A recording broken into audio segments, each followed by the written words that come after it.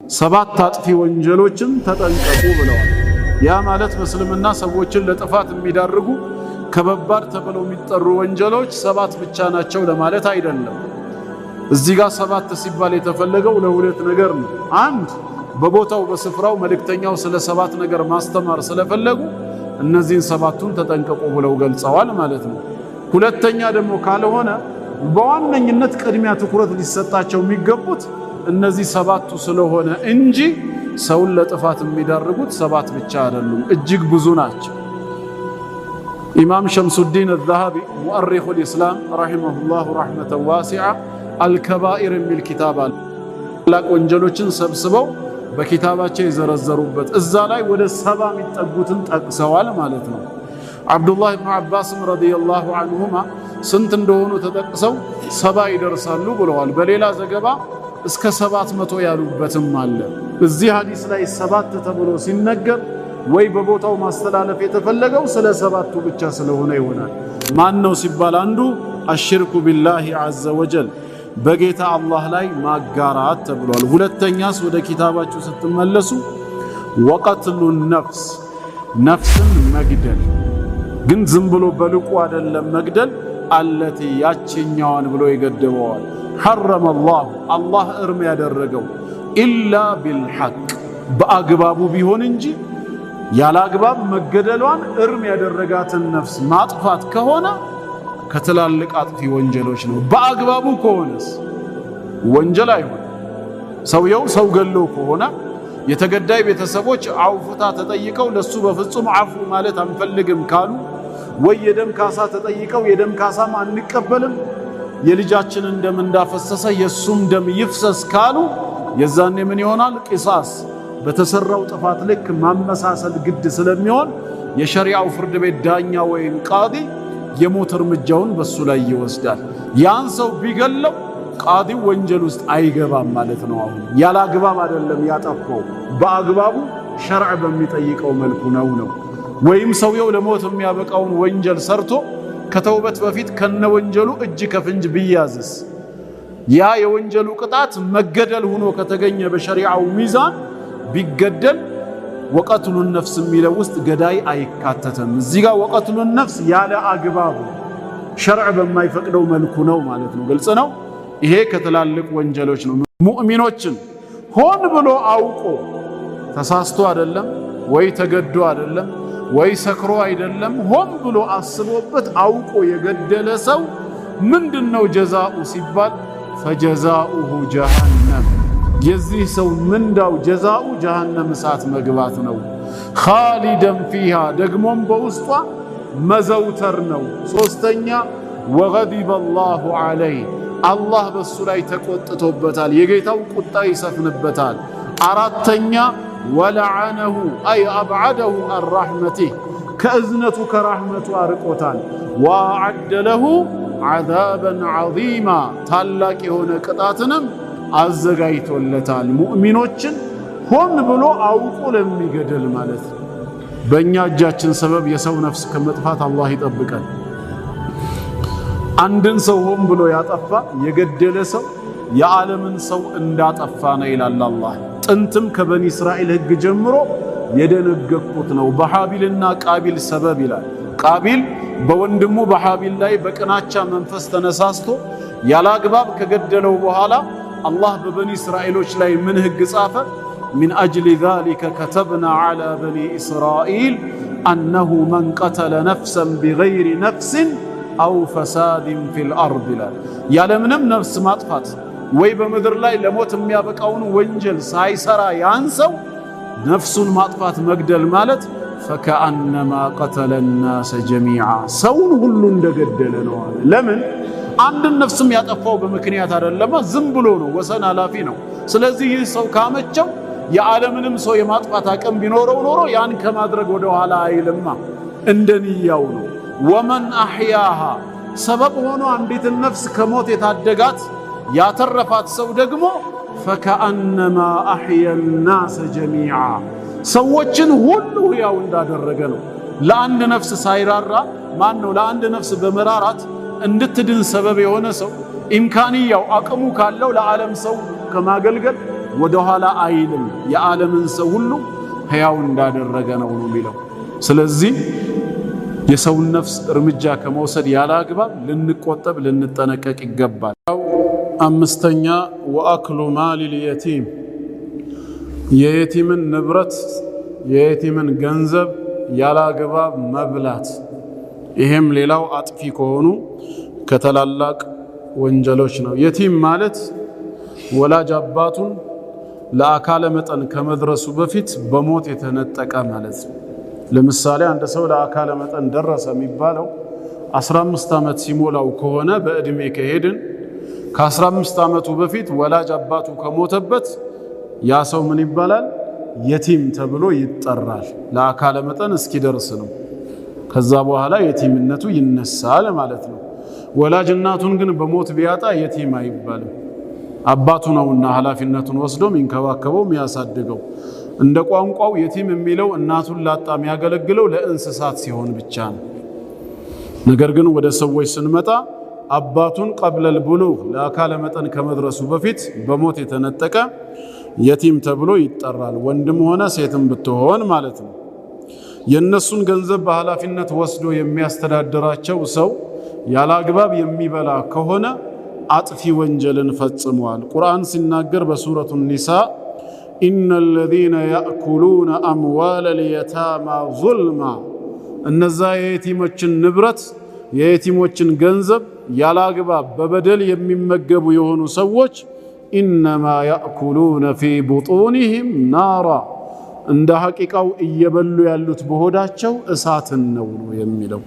ምክንያቱም ወሰየስለውነ ሰዒራ ነገ አቃጣይ የሆነችን እሳት ይገባሉና ብሎ ይናገራል። በሌላም ቦታ ወላ ተቅረቡ ማለል የቲም የየቲምን ንብረት በፍጹም እንዳትቀርቡ ነው ያለው። ኢላ ቢለቲ ሂየ አሕሰን ያቺ መልካም በሆነችው ሁኔታ እንጂ። አንተ አሳዳጊ ከሆንክ እንደ አሳዳጊነትህ ደሞዝም ይሁን ወይ ለመጠቀም ግድ የሚያስብል ነገር ካለ የዛን የድርሻህን መውሰድ፣ ወይ በብድር መልኩ ከሆነ ተበድረህ መዝግበህ ነገ የምትመልሰው። እንዲህ አግባብነት ባለው መልኩ ካልሆነ በቃ ማንም አያየኝም አይቆጣጠረኝም በማለት ያለ አግባቡ መጠቀም የውሙል ቂያማ በትልቅ ዋጋ ያስከፍለናልና ልንጠነቀቅ ይገባል። ቀጣዩ ደግሞ ስድስተኛ ወተወሊ የውመ ዛሕፍ ወተወሊ ጀርባ መስጠት መሸሽ። መቼ? የውመ ዛሕፊ የፍጥጫ ቀን ሙስሊምና ካፊር ፊት ለፊት ተገናኝተው ሙስሊሙ ለላኢላሃ ኢላላህ ባንዲራ ከፍ ማለት ለኢስላም ክብር ለሸሪዓ መምጣት በሚታገልበት ጊዜ እሱ ሙስሊሙን ለጠላት አሳልፎ ሰጥቶ ነፍስ አውጪኝ ብሎ ጀርባ ሰጥቶ መሸሽ አይከብዱ የከበደ ወንጀል ነው። ይሄም ከሰባቱ አንዱ ጥፋት ነው። ቁርአንም ሲናገር በሱረቱል አንፋል በግልጽ ተናግሯል። ያ አዩሃ ለዚነ አመኑ ኢዛ ለቂቱሙ ለዚነ ከፈሩ ዘሕፈን ከሃዲያኖችን በፍጥጫው ሜዳ ላይ ፊት ለፊት ካገኛችኋቸው ፈላ ትወሉሁሙል አድባር ጀርባ ሰጥታችሁ እንዳትሸሹ ነው። ስትራቴጂ ለመቀየር ለሌላ ዓላማ ካልሆነ በስተቀር የአላህን ቁጣ ሸምታችሁ ትመለሳላችሁ ነው ያለው። ስለዚህ በፍጥጫ ቀን ጀርባ ሰጥቶ መሸሽም ድግምትም እንደዚሁ ሌላው ትልቁ ወንጀል ድግምት ማለት ነው። ሲሕር ማለት በአረብኛ ቋንቋ ማ ኸፊየ ወለጡፈ ሰበቡሁ ይባላል። ምክንያቱ የተሰወረ እጅግ ረቂቅ የሆነ በግልጽ የማይታይ የማይታወቅ ነገር ሲሕር ተብሎ ይጠራል ማለት ነው። ምንነቱ በማይታወቅ ቋንቋ በግልጽ የማይነበብ ጽሑፎችን እየጻፉ ያንን እየቋጠሩ እላዩ ላይ እትፍታ እያደረጉበት በጂኒዎች በሰይጣናት እገዛ ምክንያት በሰው ላይ ድግምት የሚሰሩ ደጋሚዎች ናቸው። ይሄ ድግምት ስራ መድገምም ሆነ ማስደገም ከምን አንግል ነው ትልቅ ወንጀል የተባለው ሲባል አንደኛ አኼራን የሚያበላሽ መሆኑ። ዛሬ በዱንያ ላይ የዲንን ትምህርት መማር እየቻለ በዛ ጊዜው ሲሕርን ድግምትን የተማረና የቀየረ ሰው በአኼራ ምንም ዕጣ ፈንታ እንደሌለው ቅዱስ ቁርአን ይናገራል ማለት ነው። ወለቀድ ዓሊሙ ለመን እሽተራሁ በእርግጥም አወቁ ይላል። በሱለይማን ዓለይሂ ሰላም ዘመነ መንግስት ሃሩትና ማሩት የተባሉ ሁለት መላእኮች ዓለይሂም ሰላም ሰላም በእነሱ ላይ ይሁን ወደ ምድር ከተወረዱ በኋላ በጌታ አላህ ትእዛዝ የድግምትን ምንነት ለሰው ያስተምሩ ነበር። ለሰው ግን ድግምትን ሲያስተምሩ ዓላማና ግባቸው የዛኔ ያ የተማረው ሰው ደጋሚ እንዲሆን ወይም በሰው ላይ ድግምት እንዲሰራ አይደለም። ይሄ የድግምት ችግር ነገ እሱ ቤት መጥቶ በሩን እንዳያንኳኳ ነው። በወቅቱ አንደኛ የደጋሚዎች የማታለያ ሲስተምና የነቢያት ሙዕጂዛ ምን እንደሆነ ተቀላቀለባቸው፣ መለየት አቃታቸው። አንድም ሊያስተምሩ ሲመጡ የነቢያት ሙዕጂዛ ምን እንደሆነ፣ የደጋሚዎች የአታላዮች ማጭበርበሪያ ምን እንደሆነ ለይቶ ለማስተማር፣ ሁለተኛ በወቅቱ ይሰራ የነበረው ድግምት ባልን ከሚስት መለያየት ስለነበር ባልን ከሚስት የሚለያዩበት የድግምት አይነት ምን እንደሆነ እንዲያውቁና ችግሩ እነሱ ቤት ጋር ከመድረሱ በፊት በዛው እንዲያከተም ነበር። ያ ድግምትን የተማረው ሰው ግን ይሄንን ዓላማ ትቶ ለሌላ ዓላማ ሊጠቀምበት ከሄደ ግን ተጠያቂነቱ በማን ነበር የሚሆነው? በሱ በሰውየው። ምክንያቱም ወማ ዩዓሊማኒ ቢሂ ሚን አሐድን ሐታ የቁላ ኢነማ ነሕኑ ፊትነቱን ፈላ ተክፉር። እኛ ለፈተና ነው የመጣ ነው፣ አንተ ይሄንን ተምረህ ሄደ ድግምት በመስራት ወይ በማሰራት እንዳትክድ እያሉ አስጠንቅቀው ነው የሚያስተምሩት። ይሄን ሳያረጉ በፊት አያስተምሩም። ከዛም ወየተዓለሙነ ሚንሁማ ማ ዩፈሪቁነ ቢሂ በይነል መርኢ ወዘውጂህ፣ ደጋሚዎች በባልና ሚስት መሃል የሚለያዩበትን ድግምት ምን እንደሆነ ከሃሩትና ማሩት ዓለይሂም ሰላም ይማሩ ነበር። ችግሩ እነሱ ቤት እንዳያንኳኳ ነው። ዛሬ ሁሌም ፌስቡክ ላይ ስትገቡ በተደጋጋሚ የምታዩት መኪናችንን ለመግሪብ ሰላት እንትን ቦታ እንዳቆምናት የሆነ ምግብ ቤት ምሳልን በላ አቆመን በገባንበት ተዘረፈ ተሰረቀ የሚል ነው አምሰሙት። በቀላሉ መኪና እንዴት እንደሚሰረቅ ታውቃላችሁ? ግን ልንገራችሁ ብልስ አሁን ምንድነው እዚህ ጋር ንያዬ ነው ጥያቄው። የእናንተ መኪናም ነገ ይሄ ጣፈንታው እንዳይደርሳት እንድትጠነቀቁ መንገዱን ላሳያችሁ ፈልጌ ነው እኔ። አለበዛ ግን ከኔ ትምህርቱን ወስዳችሁ ቀላል ነው እንዴ እንደዚህ ብላችሁ እናንተም ሄዳችሁ መኪና ብትሰርቁስ እኔ እጠየቃለሁ? ስላስተማርክ ተብዬ እኔ ያስተማርኩበት መንገድ ንያው የእናንተ መኪና ከዝርፊያ እንድትታደጉት ምን እንደሆነ መንገዱን ለመግለጽ እንጂ ሄዳችሁ እንድትሰርቁ አይደለም።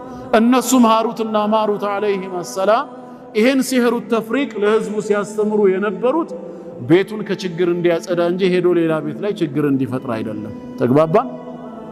በዚህ ዓላማ እምቢ ብለው የተማሩ ሰዎች የነቢያትን ትምህርት ከመከተል ድግምትን የቀየሩትን ነው። ወለቀድ ዓሊሙ ለመን እሽተራሁ ማ ለሁ ፊል አኺረቲ ሚን ኸላቅ፣ አኺራ ላይ የመዳን ዕጣ ፈንታ የለውም፣ ከፍሯል እንደማለት ነው። ምክንያቱም ባይከፍር ኖሮ የመዳን ዕጣ ፈንታ ይኖረው ነበር ማለት ነው። ስለዚህ ሲህር የሚያከፍርም ተግባር ነው። ከዚህ አንጻር አይፈቀድም በሸሪዓችን ነው። አንድ ጠንቋይ ወይ ደጋሚ ዘንድ ሄዶ የሆነ ነገር ከጠየቀው አመነም አላመነም ይሄን በማድረጉ ብቻ የ40 ቀን ሰላት ተቀባይነት አይኖረውም። አንድ ደጋሚ በሲህር ስራው ላይ እያለ እጅ ከፍንጅ ከተያዘስ ተውበት ከማድረጉ በፊት ቃዲው ወይም ዳኛው ዘንድ ምንም ተቀባይነት የለውም ተውበቱ። ከዛ በኋላ መገደል ነው ያለበት ሐዱ። ከተውበት በኋላ ግን ከትላንት ወዲያ ድግምት ይሰራ ነበር፣ ጥንቁልና ስራ ውስጥ ይሳተፍ ነበር ተብሎ ሸሪዓ በቆመበት ሀገር ዛሬ ላይ ፈልጎ መግደል አይቻልም ተውበት ካረገ።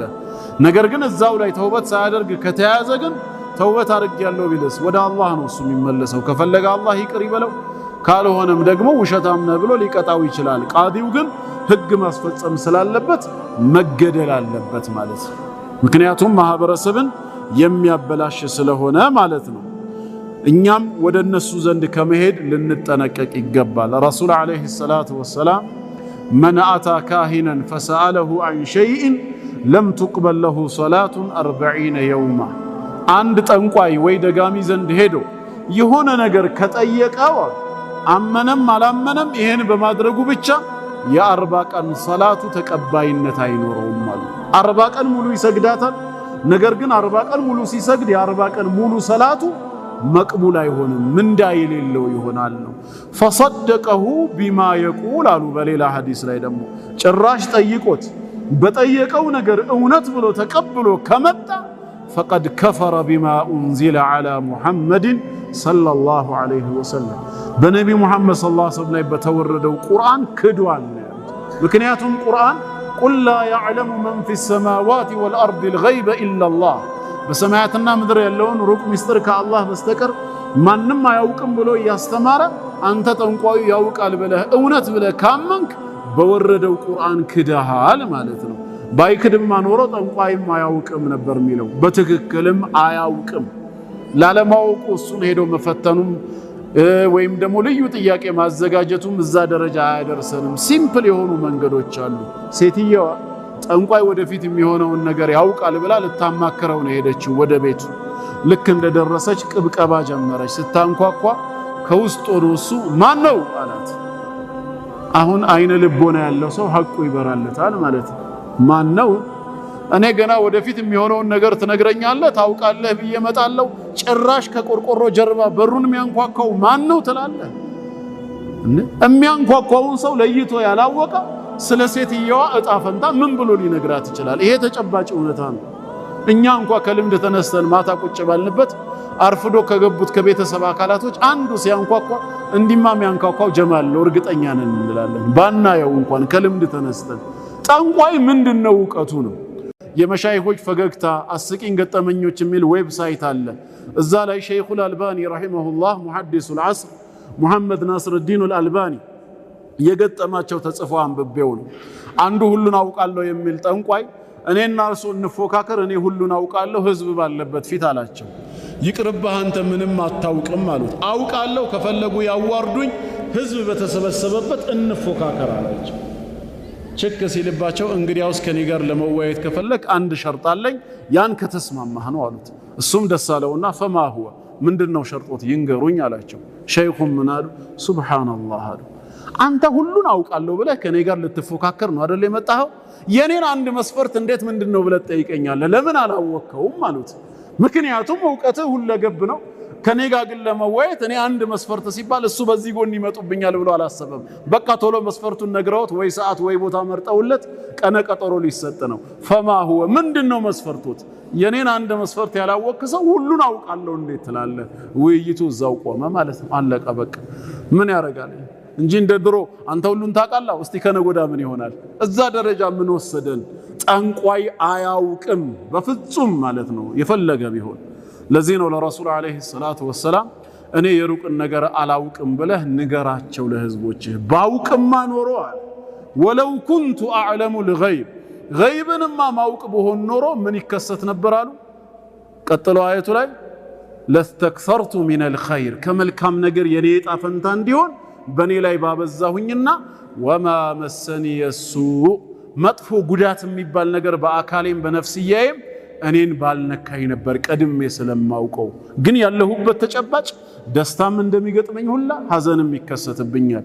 ጤናዬ ተጠብቆ እንደምቆየው ሁላ ጉዳትም ይደርስብኛል። ገይብን የሚያውቀው ጌታ አላህ ብቻ ነው። ለምንድነው ታዲያ ሰው ድግምት የሚያስደርገው? ደጋሚ ቤት በተለይ ዛሬ በሙስሊም ስም ከጎኑ ያለውን ጓደኛ ለማክሰር በምቀኝነት ተነሳስቶ ትዳሩ በፍቅር በሰላም ከሆነ ለመበታተን ደጋሚ ቤት ሄደው ድግምት የሚያሰሩዋል። ቀላል ወንጀል መስሏቸው ከእስልምና ሁሉ ሊያስወጣ ይችላል። ለምን?